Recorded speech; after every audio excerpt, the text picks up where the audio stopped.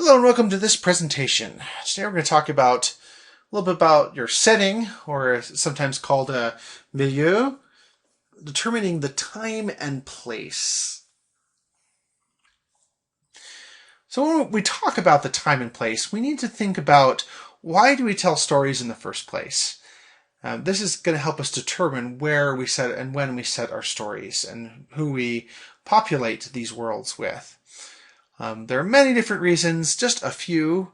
Some people tell them just for pure escapism, entertainment, catharsis. You go through hard things, like living through the eyes of another character in order to deal with powerful emotions. Some people tell stories to teach, to make a point, have a lesson. Some people tell stories just for the art, just for the pure joy of expressing themselves. And most things are really just a combination. There are many different ways to tell stories, many different kinds of information we can get across in telling stories.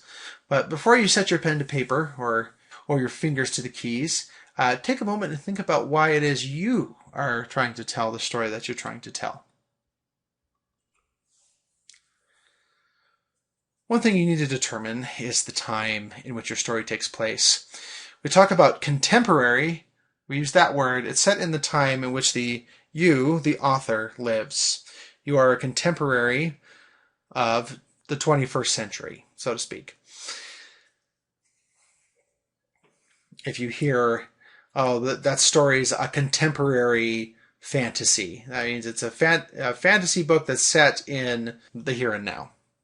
Historical, we talk about it's something set before the author's time. It's a historical fantasy. It's a historical science fiction. It's kind of interesting, maybe steampunk. Now some say that it takes about 50 years from a time period to generate enough interest for historical fiction from that time period. So don't write about the too near past. There's still so many people that were alive during that time that it won't be as mysterious or interesting. So if you want to write historical fiction, try to think a little bit farther back into the past. Now there's some pitfalls when talking about time. If your setting is a historical one, you're really going to have to think about your research. You want to get your details right, and that's something you need to know going in so that you know the effort that's going to be required. It's not necessarily a bad thing, but it's just something that you're going to need to face. Nothing kills a story like an anachronism, and that's something that is in a time period where it doesn't belong. For example, if you had a story set in the 1970s and someone listening to music on their iPod, that would be strange because those weren't invented for many years to come. So unless there's a compelling reason, like that person's a time traveler from the 21st century and they're back in 1970 and brought his iPod, then you've just committed an anachronism.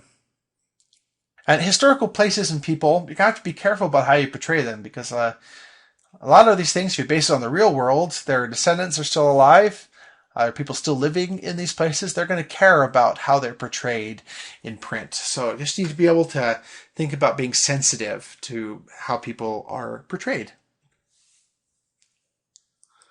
There's such a thing as speculative historical fiction. Speculative is the what if. What if things were different? Alternate history. Change some important element of history and then tell us what would have happened. So say that the United States and England lost World War II. What would the world look like instead? Punk literature. Steampunk. Diesel punk. Technopunk. These are often deal with different historical settings, having some sort of different technology introduced to the settings. So, for example, steampunk is a popular one. Has things powered by steam, but in like Victorian times. So lots of gears and automatons and dirigibles. It's a very different kind of feel, but very fun. Fantasy histories, fantasy stories set in what feels like our own medieval times with imaginary details. A lot of stories that do this. A lot of things you want to consider when you're talking about a time period or a place. You want to think about the big historical events of the era. And those are usually a little easier to find details on. So, for example, if you're going to set your work around the time of the moon landing, you're going to want to make sure you incorporate that, because that's going to be something that people at that time would have cared about. What were they doing then? A lot of people who were there still remember what they were doing then. Attitudes of the era. Now, we might want to transplant our modern ideas of family and gender roles into medieval times, but that won't work. That is not, if you're trying to be historically accurate, that just wasn't how people thought back then. Artifacts of the era, like what they wore, what they ate, what they lived in. Practices of the era, their added, the songs they sang, the superstitions they had, all the little quirks that make that era memorable.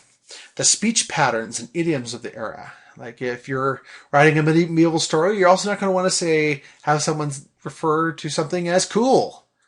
They didn't say it back then. They had different idioms and expressions. They had different speech patterns. Royalty is going to speak a lot differently than the peasants, and you need to take that into account. The dress and the appearance of the era. So also in historical settings, you got to think of upper class versus lower class versus middle class. What different people in different professions wore. What your clothing said about you. What people might be able to tell about you just by looking at your clothing from that area. Socioeconomic attitudes. Religions and beliefs of the era, including superstitions. Do they believe in magic and witchcraft? Do they not? Are they religious? Are they not religious? Do they practice folk magic and druidism? All things to consider. Another thing you got to worry about when having a historical setting is it's easy to get wrapped up in just talking about the historical details, but you also have to couple that with a plot. So it's usually a good idea to find the most vivid details that you can and sprinkle those in. The most interesting hallmarks of the age, the most interesting kinds of dress, the most interesting kinds of speech, the most interesting settings or events from that era, so that they get the impression of being in the era without belaboring the point and not at the expense of the plot. Now, determining place is also important, such as determining time was. An exotic locale can make your story much more interesting. People want to visit places they likely have never been or likely will never go. If you think about action movies, think about James Bond movies. It never happens in rural Nebraska, for example. He's always going to exotic places. He's in the Serengeti of Africa. He's in the Middle East. He's in Alaska. He's in Australia. He's in Europe in a cathedral. Or there's just all sorts of different exotic places that you can transport your readers to. So often you want to choose something that is interesting, that will capture their attention a little bit, at least, by just the setting itself.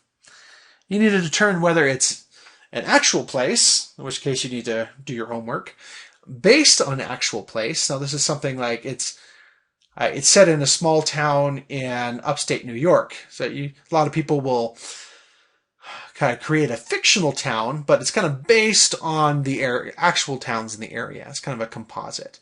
Or is it completely fictional? You may make up your own fantasy kingdom. But a lot of the times it's even good to have some sort of basis in reality in your fantasy kingdom. Some things that make it feel like, oh, this could exist. It doesn't, but I believe it. And you also want to think about how much detail about the setting do you want to include. How important that is that to your plot? Some genres, it's more important than others. For example, when writing horror, it's really important to set the scene. You've got to have them feel the haunted place, all the details that make it gruesome and add to the suspense and the feeling of impending dread and doom.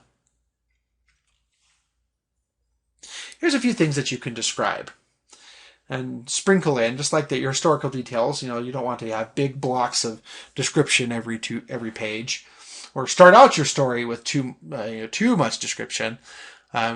Describe the geography, the flora and fauna, as well as the plants and